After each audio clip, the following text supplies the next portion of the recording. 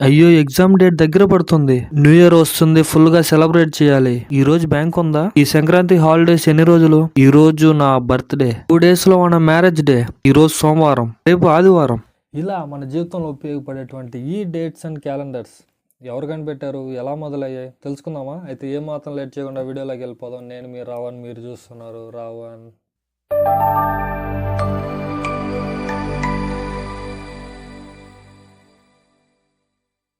ఈ ప్రపంచంలో వివిధ దేశాలు, మతాలకు సంబంధించి 40కి పైగా క్యాలెండర్లు ఉన్నాయి.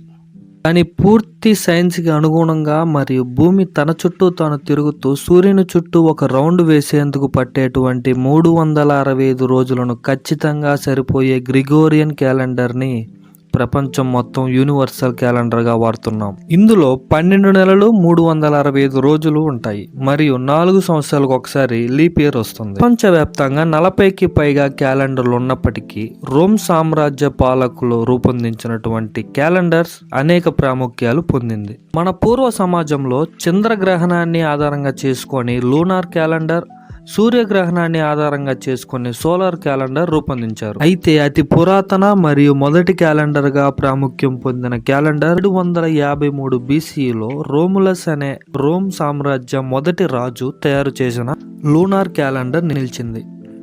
ఈ క్యాలెండర్లో 10 నెలలు మాత్రమే ఉండేవి. ఇది మార్చి నెలతో మొదలై డిసెంబర్ నెలతో పూర్తయ్యేది. ఈ క్యాలెండర్లో ఉన్నటువంటి పేర్లు నాటి రోమ్ సామ్రాజ్య దేవుళ్ళకు సంబంధించి మరియు నెలల యొక్క సంఖ్యలను చూపే విధంగా ఉండేవి. నాటి ఆ పేర్లే నేడు మనం ఉపయోగిస్తున్నటువంటి నెలల పేర్లుగా ఉన్నవి. అవి మొదటి 4 నెలలైనటువంటి మార్టియస్ని మార్చిగా, ఏప్రిలిస్ని ఏప్రిల్గా, మేస్ని మేగా, జూనియస్ని జూన్గా ఇప్పుడు మనం వాడుతున్నాం. అయితే నాటి రోమ్ దేశ దేవుళ్ళ పేర్లు మీదనే ఈ నెలలు వచ్చాయి.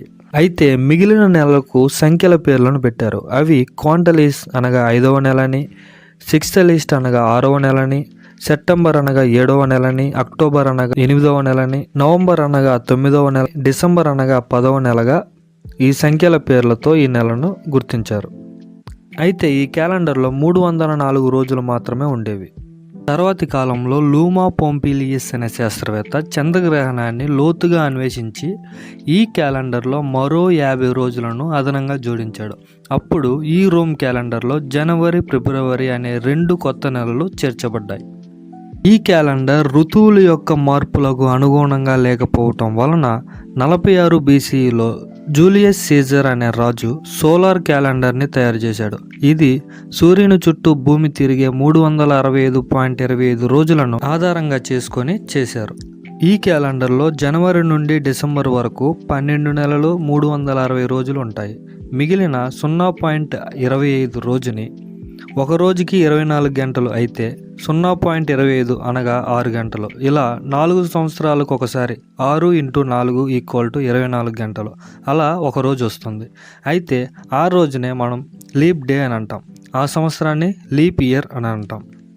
ఈ విధంగా ఖచ్చితమైన క్యాలెండర్ను రూపొందించిన జూలియస్ సీజర్ గుర్తుగా క్వాంటలీస్గా ఉన్న నెలను జూలైగా మార్చారు. రోమ్ సామ్రాజ్యాన్ని పాలించిన అగస్టస్ అనే రాజు పేరును సిక్స్తలిస్ట్గా ఉన్నటువంటి నెలను ఆగస్టుగా మార్చారు. ఇలా ఈ క్యాలెండర్లో 12 నెలలకు పేర్లు నిర్ధారించారు. కానీ తర్వాతి కాలంలో ఈ క్యాలెండర్లో 11 నిమిషాలు ఎక్కువగా ఉండటం వలన ప్రతి 400 సంవత్సరాలకు 3 రోజులు ఎక్కువగా వచ్చేది.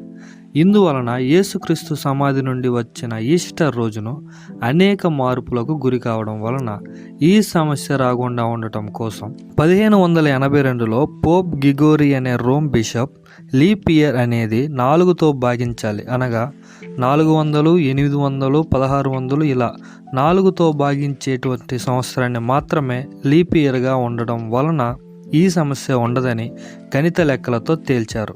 అప్పటికే జూలియన్ క్యాలెండర్ వలన వచ్చిన 10 ఎక్స్ట్రా రోజులను 1582లో అక్టోబర్ నెల నుండి 10 రోజులు తీసివేశారు. ఇలా అనేక మార్పులు చేయటం వల్ల ఈ సమస్య మళ్ళీ రాలేదు. ఈ కొత్త క్యాలెండర్కి గ్రిగోరియన్ క్యాలెండర్ అని పేరు పెట్టారు. ఈ క్యాలెండర్నే తర్వాతి కాలంలో అనేక దేశాలు పాటించటం వలన నేడు ఈ క్యాలెండర్ ప్రపంచం మొత్తం యూనివర్సల్ క్యాలెండర్గా వాడుతున్నాం. మన దేశంలో ప్రతి రాష్ట్రానికి భాషకి సంబంధించి సొంత క్యాలెండర్స్ ఉన్నాయి. కానీ ప్రపంచంతో అనుగుణంగా మన దేశం కూడా ఈ గ్రిగోరియన్ క్యాలెండర్నే ఉపయోగిస్తున్నాం. ఇది ఈనాటి వీడియో. తప్పకుండా వీడియో నచ్చితే లైక్ చేయండి, షేర్ చేయండి, సబ్స్క్రైబ్ చేయండి. Thank you for watching. Thank you.